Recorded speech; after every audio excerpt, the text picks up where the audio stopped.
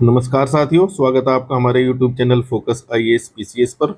साथियों, आज international ethics जो हमारा जीएस 4 का है, एक टॉपिक महत्वपूर्ण टॉपिक है, उसको हम डिस्कस करेंगे आज। देखिए, ये हमारा एथिक्स की जो टेस्ट सीरीज चल रही है विशेष बैच 4.0, उसके ये क्वेश्चन है। पहला क्वेश्चन ये है, यथार्थवाद और आदर्शवाद के बीच संघर्ष अंतर्राष्ट्रीय संबंधों की नैतिक दिशा तय करते हैं और वर्तमान में इसका कथन का परीक्षण करना है। दूसरा क्वेश्चन भी इसी के ऊपर बनाया गया है। देखिए, वैश्विक प्रशासन प्रणालियों की वर्तमान स्थिति वैश्विक चुनौतियों वर्तमान जो वैश्विक चुनौतियां हैं, जैसे युद्ध, जलवायु परिवर्तन और गरीबी से निपटने में अपर्याप्त है। जो क्या अपर्याप्त है? वैश्विक शासन प्रणालियां, जैसे कि यूएन आप देखते हैं, डब्ल्यूटीओ देखते हैं, है ना, यूएनएससी देखते हैं, यूनाइटेड नेशन सिक्योरिटी काउंसिल, है ना, ये सब जो है वर्तमान में जो चुनौतियां चल रही है उनके से निपटने में अपर्याप्त है। तो इनके नैतिक ढांचों को कैसे पुनर्जीवित कर सकते हैं, ये क्वेश्चन बनाया गया है। तीसरा क्वेश्चन देखिए, ये भी बड़ा महत्वपूर्ण क्वेश्चन है। ये पूछा भी जा चुका है घुमा फिरा कर, और आगे भी पूछे जाने की संभावना है, क्योंकि प्राचीन भारतीय मूल्य, देखिए ये हिस्ट्री का टॉपिक है और इसको अंतर्राष्ट्रीय नैतिकता से जोड़ दिया जाता है।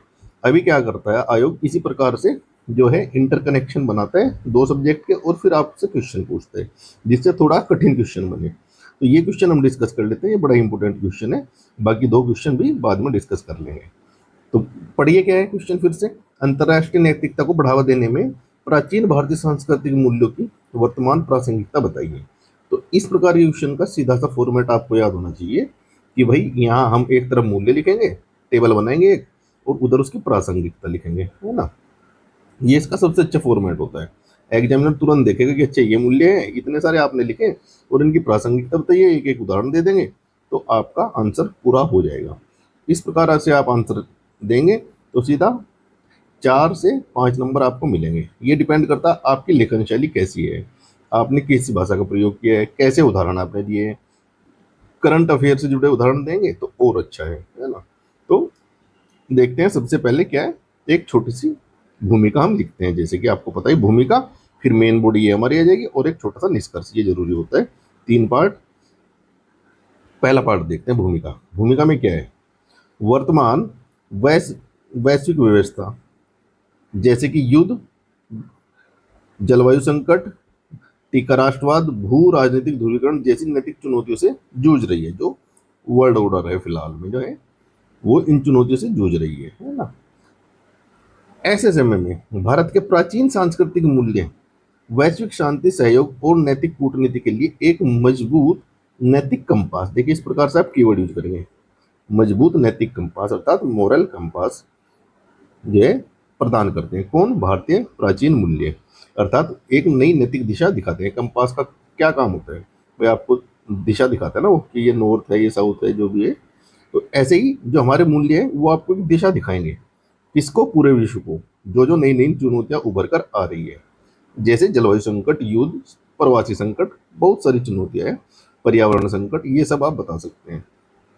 तो सीधा लिखेंगे आप, प्राचीन भारतीय सांस्कृतिक मूल्य, अंतर्राष्ट्रीय नैतिकता में प्रासंगिकता। उदाहरण के लिए आप ये अलग से कॉलम बना सकते हैं, या बेटर है यही उदाहरण दे दीजिए, क्योंकि आपकी कॉपी इतनी चौड़ी नहीं होगी एग्जाम वाली जो है, जिसमें 3 कॉलम बनाए जा सके।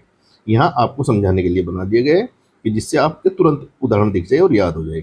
एग्जाम में आप 2 कॉलम बनाएंगे केवल, और यहाँ उदाहरण यहीं इसके नीचे लिख देंगे। 2 पेज आपको मिलेंगे तो पर्याप्त है एग्जाम में इसके लिए।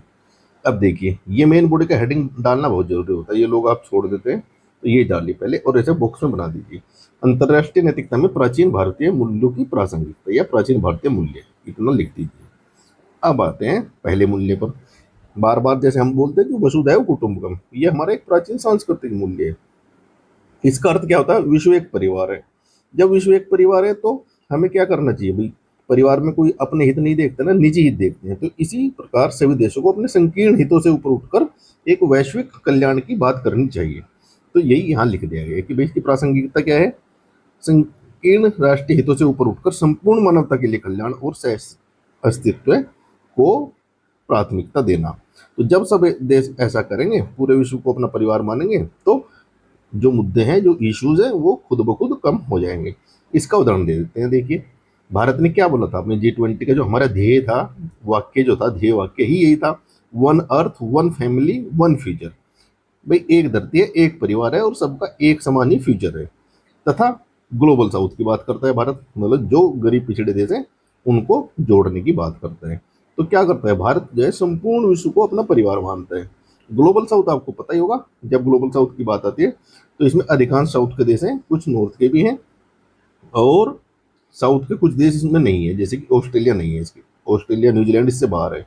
ये एक किस्म से समान आर्थिक और राजनीतिक दृश्य वाले जो है देश होते हैं। एक ब्रांड लाइन है जो ब्रांड ने खींची थी, उसके उसके जो नीचे के जो देश आते हैं उसको माना जाता है वैश्विक साउथ। तो जब भी ग्लोबल साउथ का क्वेश्चन आता है तो ब्रांड लाइन आप जरूर लिखेंगे, क्या है ब्रांड लाइन, और वो लाइन खींच देंगे वर्ल्ड मैप के ऊपर। वो ऐसे है, चीन के आते हैं भारत, और फिर अफ्रीका वाले देश आ जाते हैं, फिर इधर साउथ अमेरिका आ जाता है, और ऐसे घूम जाती है नीचे, यहाँ ऑस्ट्रेलिया और न्यूजीलैंड को छोड़ देती है। तो ये माने जाते हैं पूरे ग्लोबल साउथ के देश। तो यही आपको करना है। आइए अगला मूल्य देखते हैं जो गांधी जी ने दिया था, अहिंसा और सत्य। और ये हमारे प्राचीन काल से मूल्य है, ये कोई गांधी जी ने पहली बार नहीं दिए थे। हमारे जो वेद हैं वो भी इनकी बात करते हैं कि शांति से सभी को रहना चाहिए। इसमें क्या होगा, ये प्राचीन मूल्य है, इसकी वर्तमान में क्या प्रासंगिकता है। देखिए सैन्य संघर्ष हो रहे हैं दुनिया भर के अभी, ईरान, अमेरिका, इसराइल और ईरान, और दुनिया भर के और भी संघर्ष चलते हैं, रूस यूक्रेन युद्ध चल रहा है। तो सैन्य संघर्षों के स्थान पर कूटनीति, संवाद और अंतर्राष्ट्रीय कानूनों को सम्मान देना या प्राथमिकता देना। तो ये प्रासंगिकता हमारे इस मूल्य की है, इसकी शांति, अहिंसा, सत्य, इन सब की। अब ये उदाहरण देंगे सीधा से, रूस यूक्रेन युद्ध है ना, या यूएस ईरान युद्ध भी लिख सकते हैं, इजराइल इजराइल ईरान युद्ध भी लिख सकते हैं आप, है ना। भारत ने क्या कहा था, हमारे प्रधानमंत्री जी ने क्या कहा था कि यह युग जो है युद्ध का नहीं बुद्ध का है। भारत जो है युद्ध की नहीं बुद्ध की विचारों पर चलता है। तो अगर भारत के इस विचार का समर्थन पूरी दुनिया करेगी तो युद्ध अपने आप ही खत्म हो जाएंगे दुनिया से। तीसरा देखिए, निष्काम कर्म जो गीता का है, निष्काम कर्म आप जानते ही हैं, कर्मण्यवाधिकारस्ते माँ फलेषु कदाचन। तो निष्काम कर्म और सेवा का जब कर्तव्य बोध होगा दुनिया के विभिन्न देशों में, विभिन्न देशों के नागरिकों के अंदर, तो वे क्या करेंगे, बिना किसी स्वार्थ या भू राजनीतिक शर्त के संकटग्रस्त राष्ट्रों की सहायता करेंगे। जैसे भारत ने क्या किया था, रोहिंग्या शरणार्थियों के लिए भी हेल्प की थी। तुर्की में जब भूकंप आया था तो ऑपरेशन दोस्त चलाया था वहां पर, है ना। तो ये दो तीन आप एग्जाम्पल देंगे। देखिए तुर्की भूकंप में भारत ने क्या दिया, ऑपरेशन दोस्त, जबकि तुर्की हमारा मित्र राष्ट्र नहीं है, वो पाकिस्तान का फेवर करता है, लेकिन भारत ने इन सब से ऊपर उठकर ऑपरेशन दोस्त चलाया था। रोहिंग्या शरणार्थियों के लिए सहायता भेजी थी श्रीलंका में, वो उदाहरण दे सकते हैं आप। या वैक्सीन मैत्री बेस्ट उदाहरण है कि भाई $4 अरब की त्वरित सहायता भारत ने दी थी, है ना, और श्रीलंका को आर्थिक संकट के समय सहायता दी थी $4 अरब की। और वैक्सीन मैत्री मतलब अफ्रीका के देशों को फ्री वैक्सीन दी थी उस समय कोरोना के टाइम। तो ये उदाहरण देंगे। अब चौथा क्या लिखेंगे, प्रकृति पूजा जो हमारा प्राचीन जो एक मूल्य है। ये आप देखते होंगे ऋग्वेद में क्या है, प्रकृति की पूजा बार बार दोहराया गया है। इंद्र की पूजा है, फिर अग्नि की पूजा है, आप जानते हो इंद्र को सर्वाधिक मंत्र इंद्र के लिए है, और फिर उसके बाद जो है ऋचाई अग्नि के लिए है। तो ये दो महत्वपूर्ण देवता माने गए हैं वहां पर। तो प्रकृति पूजा है, अपरिग्रह की हमारी देखते होंगे पुराने लोग कुछ भी संग्रह नहीं करते थे। तो इनसे क्या होगा, प्रासंगिकता क्या है इनकी, पर्यावरण संरक्षण होगा, जलवायु न्याय होगा, और अंतर पीढ़ीगत समानता आएगी। भाई हम आने वाली पीढ़ी के लिए भी कुछ छोड़ कर जाएंगे, ये नहीं कि सारा उपभोगवादी संस्कृति हमारी नहीं होती है, पहले से ही भारत के ये प्राचीन मूल्य है और ये इनकी आज की प्रासंगिकता है। उदाहरण देंगे हम इसमें, क्या भाई, इंटरनेशनल सोलर अलायंस, अंतर्राष्ट्रीय सौर गठबंधन, भाई ये प्रकृति की संरक्षण के लिए तो है, क्योंकि इसमें क्या होगा, फोसल फ्यूल कम होगा और सौर ऊर्जा का उपयोग होगा। दूसरा क्या है, मिनिमम उपभोग करने के लिए, जो मिनिमम कंजप्शन के लिए भारत के प्रधानमंत्री जी ने क्या आह्वान किया था कि लाइफ स्टाइल मिशन लाइफ जो बोलते हैं, लाइफ स्टाइल फॉर इन्वायरमेंट का आह्वान किया था, पूरी दुनिया को बताया था। और इसमें आप लिख सकते हैं कि विश्व बैंक ने भी भारत की जो है इस लाइफ स्टाइल को जो है माना था कि भारत के लोग जो है बड़ा ही कम वेस्ट करते हैं, है ना, भारत के लोग जो है खाना वेस्ट नहीं करते हैं। तो ये भी हमारा क्या है, पर्यावरण संरक्षण में जो है जलवायु संरक्षण, पर्यावरण संरक्षण, इन सब में सहायक होगा। तो ये 4 पॉइंट आप लिख देंगे, काफी होते हैं इतने पॉइंट, क्योंकि 125 शब्द हैं और आपको 8 अंक के मिलेंगे, तो आप इतना लिख सकते हैं। आगे की राह या चुनौतियां लिख सकते हैं अगर आपका पेज खाली पड़ा है। चुनौती आप बता देंगे कि संकीर्ण हित है ना, बड़े जो पावरफुल देश है जैसे रूस अमेरिका है, ये किसी की बात नहीं मानते हैं। चीन भी आप इसमें लगाइए जरूर, कि चीन जो है संस्थाओं का सम्मान नहीं करता है, WTO का सम्मान नहीं करता है, यूएनएससी का सम्मान नहीं करता है, यूएनएससी में वीटो लगाता है बार बार। तो ये चुनौती आप लिख सकते हैं। फिर एक छोटा सा निष्कर्ष लिखेंगे बेहतरीन सा, अंतर्राष्ट्रीय नैतिकता में प्राचीन भारतीय मूल्य केवल अतीत के विचार नहीं है। तो क्योंकि आपको वर्तमान में प्रासंगिकता बतानी है तो बता देना कि अतीत का विचार नहीं है ये, बल्कि 21वीं सदी की जटिल वैश्विक समस्याओं के समाधान का सस्टेनेबल रोड मैप है। तो देखिए आप इस प्रकार के जब कीवर्ड यूज करेंगे तो आपको एक्स्ट्रा अंक मिलेगा, आधा अंक कम से कम। और जैसे ही आप 4 या 4.5 आपको मिलते हैं 8 में से, तो आपका सिलेक्शन पक्का हो जाता है, क्योंकि फिर आपके टोटल 100 प्लस अंक आ जाएंगे 200 में से। तो इतना ही आपको करना है। और स्वामी विवेकानंद जी का कथन एक लगा देंगे हम यहाँ पर, भारत की विजय विश्व शांति और सार्वभौमिक बंधुत्व के माध्यम से होगी। मतलब हम अपनी विजय इसी में मानते हैं कि भाई हम तभी खुश हैं जब पूरे विश्व में शांति होगी और सब भाईचारा आपस में बना रहेगा। ये कथन आप इससे पहले भी लिख सकते हैं यहाँ पर, है ना। अगर आपको लग रहा है कि इंट्रो बड़ा हो जाएगा तो आप ये कथन यहाँ लिखिए, उसके बाद ये निष्कर्ष इतना लिख दीजिए, काफ़ी रहेगा। तो आपको ये तभी आएगा, किससे? प्रैक्टिस से। प्रैक्टिस, क्योंकि पढ़ने से कुछ नहीं होगा, जब आप एक्चुअल में लिखेंगे ना तो आपको पता चलेगा कि यार ये जो इतना इंट्रो है यहाँ तो छोटा दिख रहा है, लेकिन मेरी तो 3 लाइन भर गई। और सब बोलते हैं कि 3 लाइन से बड़ा इंट्रो वो निष्कर्ष नहीं लिखना है, ऐसे इंट्रो है। तो फिर आपको समझ आएगी यार ये कथन यहाँ नहीं, मैं यहाँ लिखूंगा इससे पहले थोड़ा, जिससे कि निष्कर्ष से अलग दिखे। तो आप ये सब प्रैक्टिस रहेगा। इसकी इसकी आपको प्रैक्टिस करनी है, हमें टेस्ट सीरीज चल रही है, तो आप इस नंबर पर संपर्क कर सकते हैं। विशेष बैच से जुड़ना है तो वहाँ आपको बेहतरीन मॉडल उत्तर मिलते हैं इसी प्रकार से, टू द पॉइंट। और आपकी कॉपियाँ जो है विद इन 24 आवर्स आपको चेक होकर मिल जाती है। इसके अलावा अभी प्रीलिम्स का समय आ गया है नज़दीक, लगभग 100 दिन बचने वाले हैं, अभी 110 दिन के लगभग बचे हुए हैं। उसके लिए आपको जुड़ना है तो आप देख लीजिए, हमारा प्रीलिम्स पार अभियान जो है फोकस प्रीलिम्स टेस्ट सीरीज चल रही है। ये बड़ी ही बेहतरीन टेस्ट सीरीज है, ऐसी टेस्ट सीरीज आपको नहीं मिलेगी, पूरा क्रैश कोर्स टाइप है ये। इसमें देखिए इस प्रकार से आपको पहले तो इंपॉर्टेंट नोट्स दिए जाते हैं सुबह के टाइम, फिर आपको टेस्ट मिलते हैं। ये नोट्स आप पढ़ लेते हैं 2-3 घंटे में, आप आराम से इनका रिवीजन कर सकते हैं। देखिए लेटेस्ट डेटा के साथ इसमें दिया हुआ है, जैसे अभी आपको पता है कि तटरेखा क्या है, सब इतना लिख देते हैं भारत की तटरेखा, लेकिन अभी जो संशोधित मैप आया है उसके अनुसार कितना हो गई, 11,000 से भी किलोमीटर से भी ज़्यादा हो चुकी है, 11,098.81 किलोमीटर। तो इसमें लेटेस्ट डेटा आपको मिलेगा, ये अभी एनसीईआरटी की किताबों में भी अपडेट नहीं हुआ है।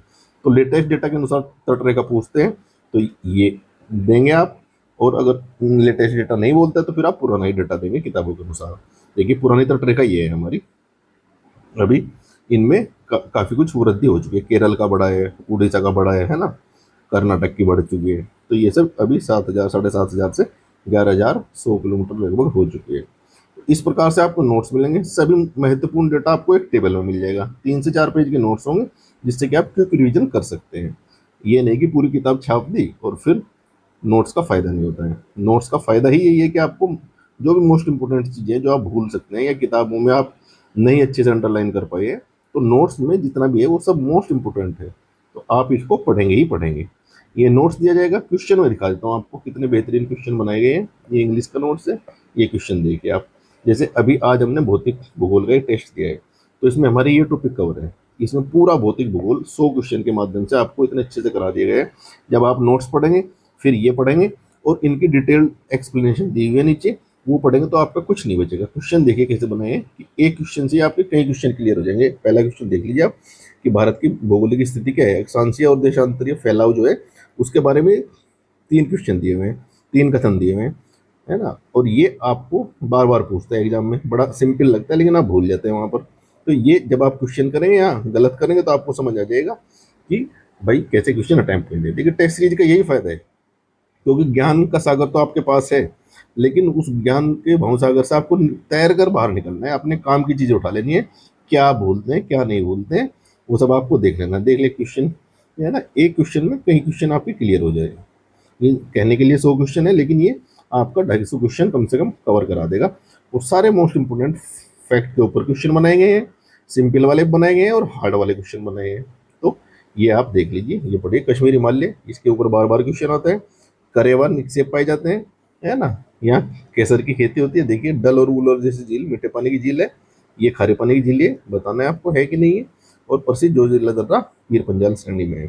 तो ये आप कथन इस प्रकार से बनाए गए हैं कि आप एलिमिनेट ना कर सके आसानी से, और आपको कम से कम सारी चीज़ें पढ़नी पड़े।